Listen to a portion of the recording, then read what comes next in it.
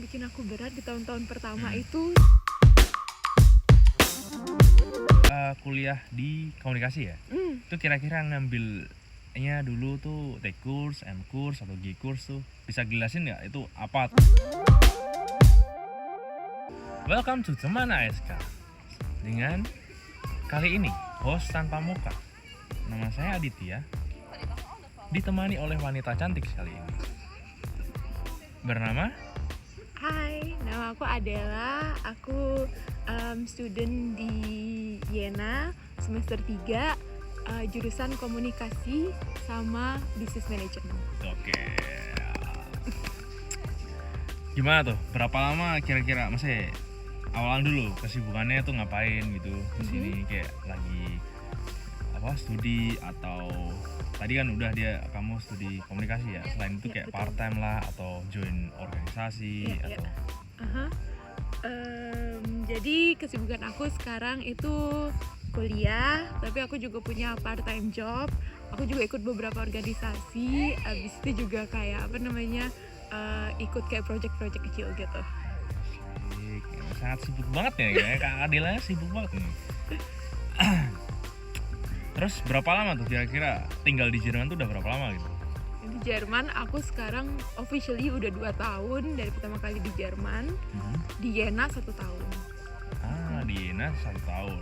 Oke. Ada nggak sih kayak culture shock pas kamu datang gitu? Atau kamu udah, aku udah expect bakal ini terjadi gitu? Oh, kalau culture shock ada sih. Maksudnya semuanya udah kayak nggak kaget banget.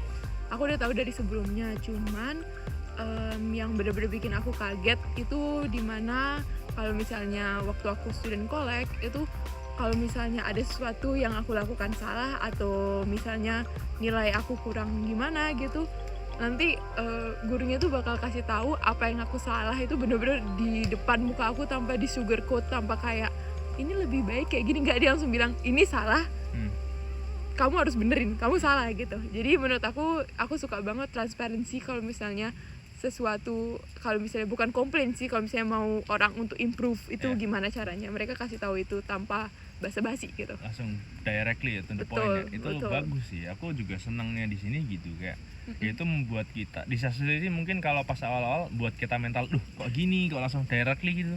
Cuman kalau udah kebiasaan kayak justru ini yang ngebuat kayak ngebangun kita pelan-pelan, yaitu kayak mentality secara itu juga membuat kita lebih baik gitu. Oke. Kira-kira tuh kan hidup di sini kan jauh dari orang tua tuh, kayak jauh banget tuh kan. Hidup di sini nggak mudah lah. Kira-kira apa yang membuat kamu tidak homesick gitu? Kalau homesick ya, sampai sekarang aku masih homesick. Tapi menurut aku yang bikin nggak homesick itu teman-teman. Abis itu ya video call sama orang tua. Wajib ya. Berapa kali tuh kira-kira? Berapa kali itu, bukan berapa kali, setiap hari. Oke. Setiap hari, nggak ada misalnya 1 hari aja nggak video call tuh udah ditanyain kemana ya. Oke. Ya, tapi menurut aku juga ketemu teman-teman yang sangat suportif, sangat temenin lah kehidupan sehari-hari di sini juga. Menurut aku itu salah satu yang bikin aku survive gitu. Ya, nemuin temen tuh salah satu poin paling penting di sini ya. Kayak ya orang pertama yang paling dekat dengan kita adalah teman gitu. Which is kamu harus nemuin teman yang benar-benar suportif gitu, bukan jadi parasit gitu. Which is itu nyarinya sangat sulit sekali. Ya, itu emang di sini yang aku pertama kali kenal yang namanya, enggak sih, maksudnya kayak aku di sini aku ngerti maksudnya orang itu bilang teman adalah keluarga yang kamu cari sendiri gitu. Maksudnya kayak ya di Indonesia juga sih, tapi kayak di sini karena bener-bener cuma bergantungnya sama mereka gitu doang gitu. Kita saling bergantung gitu di sini. Oke. Ya iya sih, bener sih. Kayak kadang kalau aku ya, ada hal yang tidak bisa diceritakan ke orang tua atau keluarga gitu. Jadi kayak ceritanya ke teman gitu. Iya, betul. Karena kita nggak mau bikin worried kan. Betul, itu yang salah satunya yang bikin keresahan kita adalah itu sebagai anak yang merantau di negara antah berantah ini. Antah berantah. Terus nih, tadi kan katanya kuliah di komunikasi ya. Itu kira-kira ngambilnya bedanya dulu tuh T course, M course atau G course tuh. Bisa jelasin nggak itu apa tuh G course-nya atau T course tentang apa gitu-gitu? Oke. Aku dulu ngambilnya G course, which is kalau bahasa Jermannya Geisteswissenschaften. Apa tuh kira-kira tuh? Itu artinya kalau misalnya bahasa Inggris kayak humanities gitu, kalau bahasa Indonesia IPS. Sih, oke. Jadi itu apa namanya kayak lebih ke sosial gitu, lebih ke bahasa. Jadi di sana aku belajar 1 tahun itu di student college aku belajar sejarah Jerman, aku belajar gramatik Jerman lebih dalam lagi. Ya. Habis itu aku juga banyak belajar politik sama sosiologi gitu. Kesulitan nggak sih gara-gara kan kamu mesti kayak ya udah 2 tahun juga sih, cuman kayak pas awal-awal kan pasti kan kaget tuh dengan bahasa Jerman yang di sini ketimbang di Indo gitu. Iya. Itu gimana tuh kira-kira tuh? Oh iya, kaget banget apa yang aku pelajarin di buku Jerman. Habis itu aku pindah pertama kali ke sini aku kaget karena apa namanya kata-kata orang kan ngomongnya pertama lebih cepet. Habis itu yang kita pelajari di buku itu kan yang formal. Sementara di sini banyak kan kalau bahasa sehari-hari informal. Iya, betul. Dan kayak apa ya? Banyak juga kata-kata yang aku bingung gitu. Jadi tahun pertama itu aku masih suka meraba-raba, oh mungkin kata-katanya gini, mungkin gitu. Tapi semakin banyak aku dengar, semakin banyak aku ngobrol sama orang-orang sini, jadi semakin oke. Semakin nyaman gitu sama bahasanya. Oke. Jadi tahun pertama tuh kan biasanya berat. Menurutmu apa sih selain bahasa yang membuat kamu berat tuh di tahun-tahun pertama? Yang bikin aku berat di tahun-tahun pertama itu selain bahasa apa ya? Ya pelajarannya sih. Soalnya cara belajarnya di sini orang beda banget ya. Abis itu lebih ke jauh dari orang tua, jauh dari temen-temen yang udah kenal dari dulu gitu. Dan semuanya itu masih baru, harus bener-bener apapun yang aku experience itu harus aku experience itu sendiri, dan aku harus cari tahu itu sendiri karena susah cari pengalaman dari orang lain gitu. Apalagi kamu cewek ya. Pasti sama aja sih kayaknya. Oke. Gender equality ya. Oke. Gender equality, oke. Berarti emang dari awal tuh ngincernya emang aku pengen komunikasi gitu, atau emang ada jurusan-jurusan yang aslinya aku tuh pengen banget, cuman ya rezekinya sekarang ada di komunikasi? Ada. Dari maksudnya dulu aku juga pernah pengen jadi masuk kedokteran. Ya tapi apa namanya ternyata pas daftar itu juga susah, dan kayak apa waktu itu kesempatannya kurang kayak apa, kurang bagus gitu. Abis itu jadinya aku juga pernah mau ngambil psikologi. Tapi juga makanya aku ambil G course. Biar bisa psikologi. Iya, abis itu aku daftar semua. Aku juga abis itu aku pikir mungkin daftar komunikasi ya, karena itu salah satu yang paling famous di G course, orang cari cari komunikasi. Jadi aku aku daftar aja gitu. Abis itu ternyata emang kalau dilihat-lihat emang passion aku di komunikasi sih, sama bisnis. Udah kayak aku belum pernah belajar dua ini gitu. Oke. Berarti kenapa, maksudnya apa yang kamu minati dari ini? Kayak kalau kamu udah kayak rasa tertarik nih, kira-kira aku minatnya di sini karena itu. Kira-kira apa tuh? Minati komunikasi gitu. Karena apa ya? Karena yang dipelajari itu juga sesuatu yang menurut aku sesuatu hobi aku gitu. Jadi hobi yang misalnya bikin tulisan atau bikin apa namanya content creating, sesuatu yang sama nanti juga in the future yang kamu lakukan itu bisa dilakukan di mana aja gitu. Jadi aku mau cari sesuatu yang bisa aku lakukan di mana aja, dari mana aja. Dan Oke. Kira-kira dari semua modul yang tersedia atau pelajaran yang tersedia di komunikasi, yang paling kamu suka itu apa? Yang paling aku sukain karena komunikasi itu kan banyak ya. Mungkin menurut aku juga di Jerman komunikasinya beda sama di Indonesia. Yang aku lihat, karena di sini tuh bukan cuma kayak komunikasi antar kayak komunikasi doang biasa gitu ngobrol, tapi juga lebih ke menganalisa. Misalnya terdapat suatu data statistik, habis itu dilihat gimana caranya itu hubungannya sama orang-orang komunikasi gitu. Jadi menurut aku itu pelajaran modul yang menarik, itu kayak analisis data itu menurut aku itu menarik banget sih. Itu asik sih. Iya. Pasti beda-beda kan data-data kan ya. Betul ribet tapi kayak menarik gitu, kayak sesuatu yang sangat beda yang nggak kepikiran aku kalau orang komunikasi ternyata ngelakuin itu gitu loh. Emang sesuatu yang tidak simpel tuh justru yang menarik attention itu biasanya kayak gitu-gitu. Betul. Kan tadi udah tuh kayak yang disukai adalah ya analisis data. Ya. Sekarang yang tidak disukai kira-kira apa tuh? Kayak kemarin kan dari AZ tuh yang dia psikologi dia bilangnya statistik gitu. Kira-kira dari kamu kira-kira apa tuh yang nggak disukai? Dari aku yang aku nggak sukain itu justru aku sama statistik, maksudnya emang agak-agak lumayan ribet juga. Tapi menurut aku yang lumayan challenging, yang sampai sekarang juga challenging itu sesuatu yang lebih ke menghafal. Jadi kayak aku juga kaget kenapa di sini aku lebih menghafal, mungkin karena bukan bahasa pertama aku. Jadi aku mikir banyak yang harus aku mengerti, yang harus aku baca 3-4 kali, abis itu aku bener-bener hafalin banget. Itu yang menurut aku agak-agak tricky gitu. Kira berapa lama tuh kuliahnya di komunikasi di sini? Studinya berapa?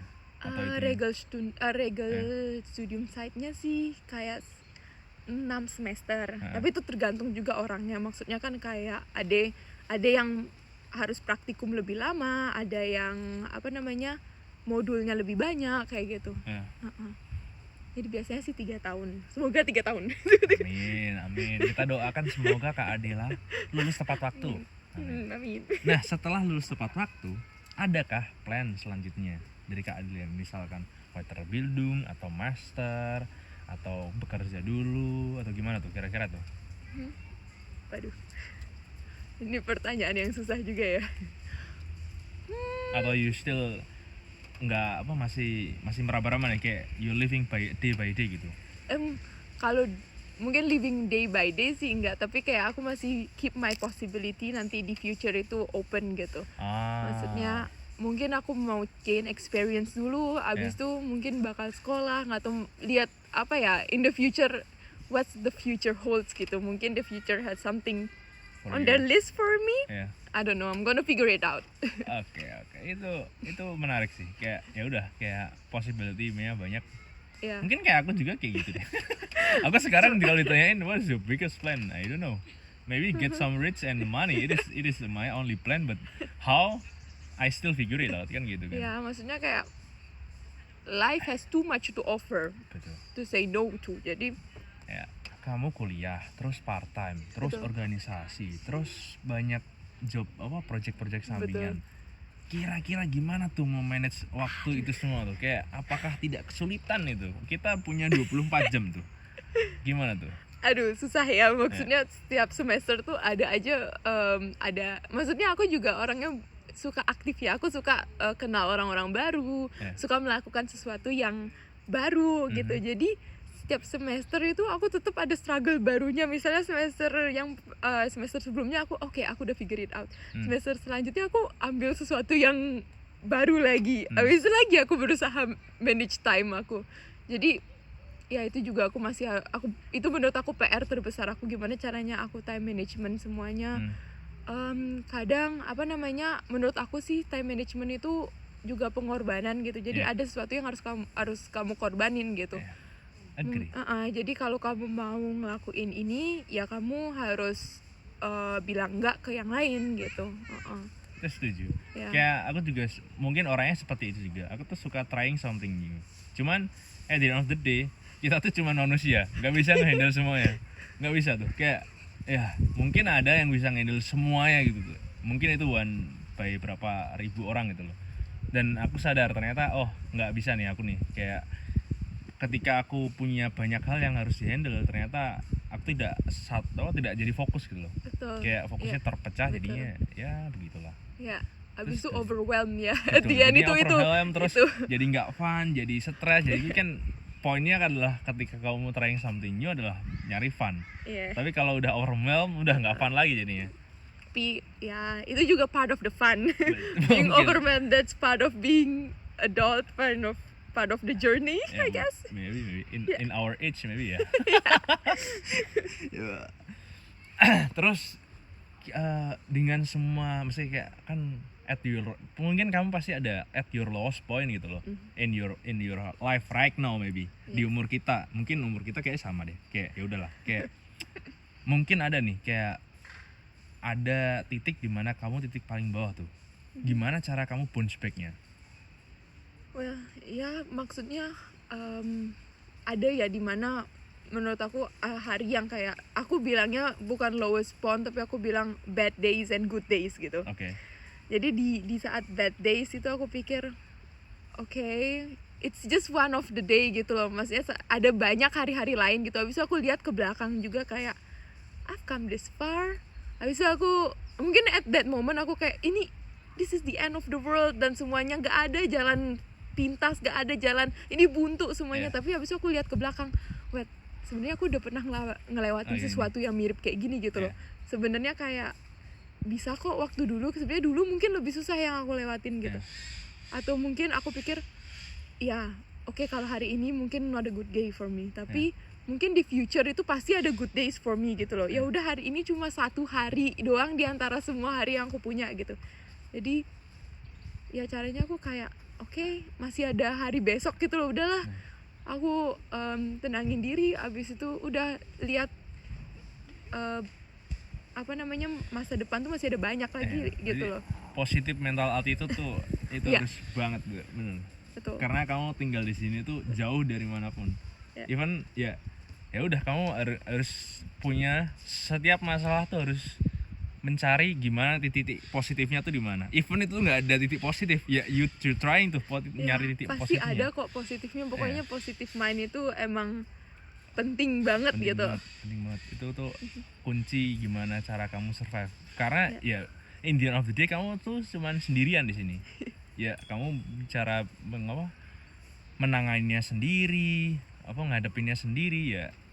Ya begitulah kehidupan ketika kamu di negara yang jauh dengan orang-orang terdekatmu. Berarti kayak orang-orang terdekatmu tuh sangat penting nggak kira-kira buat ketika kamu punya masalah atau problem tuh? Iya, menurut aku orang-orang teman-teman aku di sini itu penting. Teman-teman aku di Indonesia juga penting. Mereka juga walaupun mereka jauh, mereka juga tetap berusaha kasih support gitu. Kita saling support. Dan keluarga juga penting banget. Maksudnya buat aku personally gitu. Itu tergantung juga orangnya. Tapi menurut aku itu penting banget itu. Emang sih kayak ya di umur-umur sekarang kan kita perlu lah ya, mungkin kita banyak mencoba hal, cuman tetap kayak harus mencari ini enaknya gimana, ini kayak gimana gitu kayak. Emang harus sering banyak sharing pikiran sih.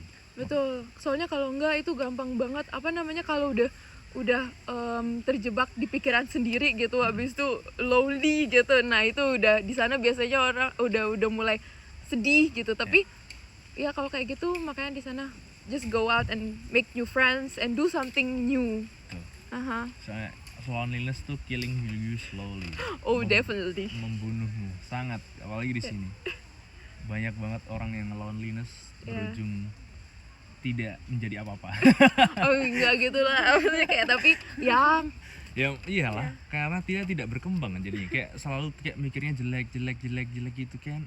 Kenapa harus mikir segitu loh, kayak life must go on gitu loh. Ketika kamu jatuh atau kamu gagal ya kamu berarti menggugurkan kegagalanmu yang sekarang. Pasti ada kesuksesan yang lain yang menunggumu pasti. Anjis, kayak Mario teguh banget nih gimana.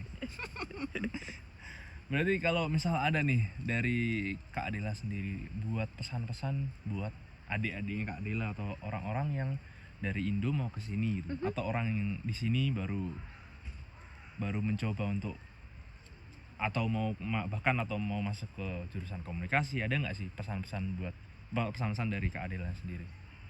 Pesan-pesan dari aku sih maksudnya apa ya? Kalau pokoknya just do it gitu. Ya emang ini kayak klasik banget, tapi kayak don't think too much gitu.